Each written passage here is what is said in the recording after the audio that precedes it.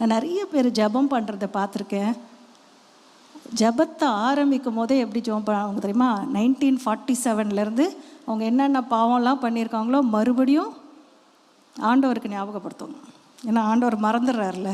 அதனால் ஆண்டவரே, நான் யாருன்னு ஃபஸ்ட்டு உங்களுக்கு இன்ட்ரோடக்ஷன் கொடுத்துட்றேன். நான் அப்படி இருந்தேன் ஆண்டவரே, நான் இப்படி இருந்தேன் ஆண்டவரே, பயங்கர மோசம் ஆண்டவரே, நான் பயங்கரமான ஒரு ரவுடி தெரியுமா. ஆண்டவர் என்ன சொல்வார்? யாரை பற்றிப்பா பேசுகிற? ஏன் தெரியுமா? ஆண்டவர் நம்முடைய பாவங்களை என்ன பண்ணுறாரா? நினையாது இருக்கிறார். அழகாக இருக்க பாருங்கள் அந்த வசனம். எவனுடைய அக்கிரமத்தை கர்த்தர் எண்ணாதிருக்கிறாரோ. ஆண்டவர் நம்ம ஆண்டவரிடத்துல போய் அதற்காக நம்ம துணிகரமாய் பாவங்களை செய்துவிட்டு ஆண்டவரிடத்துல மன்னிப்பு கேட்கிற பழக்கத்திற்குள்ளே நம்ம வரக்கூடாது. ஆனால் நாம் உண்மையாய் மனஸ்தாபப்பட்டு ஆண்டவரிடத்துல நம்முடைய பாவங்களை நாம் அறிக்கையிடுவோம் என்றால் அவர் எப்படிப்பட்டவராய் இருக்கிறார்? வாயினால் அறிக்கையிடும்போது அவர் என்ன பண்ணுகிறார்? மன்னிக்கிறவராய் இருக்கிறார். அவர் மன்னிக்கிறவராய் இருக்கிறார். மன்னிக்கிறவராய் மாத்திரம் அல்ல, நம்மை யாராய் மாற்றுகிறாரா? நீதிமான்கள். நீதிமான் அப்படின்னா என்ன அர்த்தம் தெரியுமா? நீதிமான்னா என்னங்க? குற்றமற்றவர்கள். குற்றமற்றவர்கள். அவரை போல நீதிமான் ஒருவரும் இல்லை. ஆனால் அவருக்கு ஈக்குவலாக அவர் நம்மளை என்ன பண்ணுறாரு? நீதிமான்களாய் மாற்றுகிறார். நம்ம எப்படி வாழ வேண்டும் என்றால் எப்பொழுதுமே எப்படி வாழக்கூடாது? கில்ட்னா தமிழில் என்ன சொல்வீங்க? குற்ற உணர்வு இல்லை? இந்த குற்ற உணர்வோடு வாழுகிற கிறிஸ்தவர்களாக இருக்கக்கூடாது, விடுதலையிலே வாழுகிற கிறிஸ்தவர்களாக இருக்க வேண்டும். ஏனென்றால் ஆண்டவர் நம்ம it is for freedom that Christ is set us free. நம்ம விடுதலையாய் வாழும் என்ன வேண்டும் என்றே ஆண்டவர் நம்ம என்ன பண்ணியிருக்கிறார்? விடுதலையாக்கி இருக்கிறார். ஆண்டவர் நம்ம மேல் தம்முடைய பரிசுத்த ஆவியானவரை ஊற்றி இருக்கிறார். எதற்கு? நம்ம போய் கட்டுண்டவர்களை விடுதலையாக்கும்படியாய். காவலில் இருக்கிறவர்களுக்கு நம்மளே கட்டுண்டவர்களாக இருந்தால் நம்ம போய் யாருங்க விடுதலையாக்க முடியும்? நானே என் பாவக்கட்டில் சரி, நம்முடைய பழசை ஞாபகப்படுத்துகிறது யார்? பிசாசு தான். நம்ம ஏதாவது ஒரு ஊழியம் செய்யலாம், சரி நம்ம வாழ்க்கை நம்ம மோசமாக வாழ்ந்திருக்கோம், நம்ம திருந்தி வாழலாம் அப்படின்னு சொல்லி நம்ம நினச்சி ஏதாவது ஒரு ஊழியத்தில் போய் செய்யலான்னு வரும்போது சாத்தான் என்ன பண்ணுவான்? வந்துட்டா, இவெல்லாம் பெரிய இவெல்லாம் ஊழியம் பண்ண வந்துட்டா அப்படின்னு என்ன பண்ணுறது? நமக்கு நம்முடைய பழசை ஞாபகப்படுத்துகிறது யார்? சாத்தான் தாங்க. சாத்தான் தான். நீங்கள் என்ன சொல்லணும்?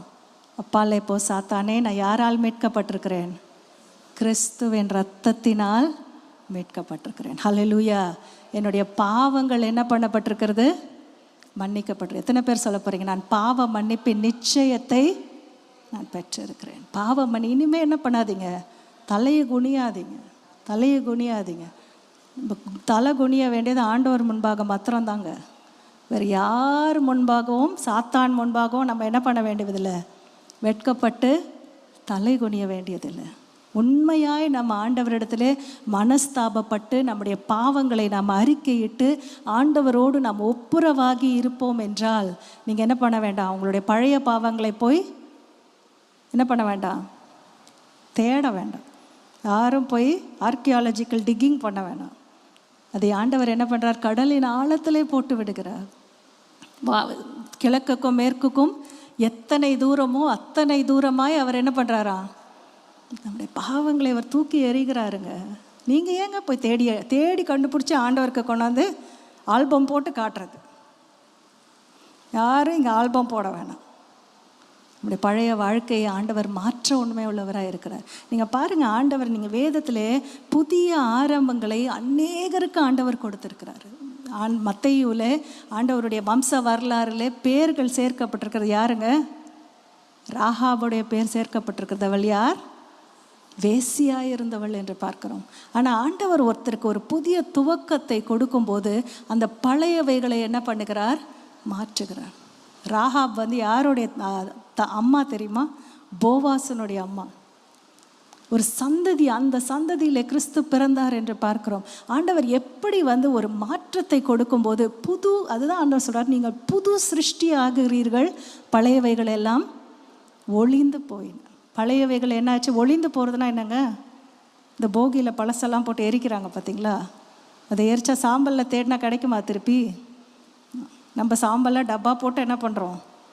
ஷோகேஸில் வச்சுக்கிறோம். என் பழைய வாழ்க்கையை ஞாபகப்படுத்துக்கிறதுக்காக நான் இதெல்லாம் வைத்திருக்கிறேன். வேண்டாங்க. புதிய சிருஷ்டியாய் பாவ மன்னிப்பின் நிச்சயத்தை பெற்றவர்களாய் ஆசீர்வதிக்கப்பட்டவர்களாய் இருக்கிறோம். ஹல்லேலூயா. ஆண்டவர் நமக்கு ஒரு ஆவிக்குரிய ஆசீர்வாதத்தை கொடுத்திருக்கிறார். என்ன ஆசீர்வாதம்? அவரால் மன்னிக்கப்படுகிற ஒரு ஆசீர்வாதத்தை ஆண்டவர்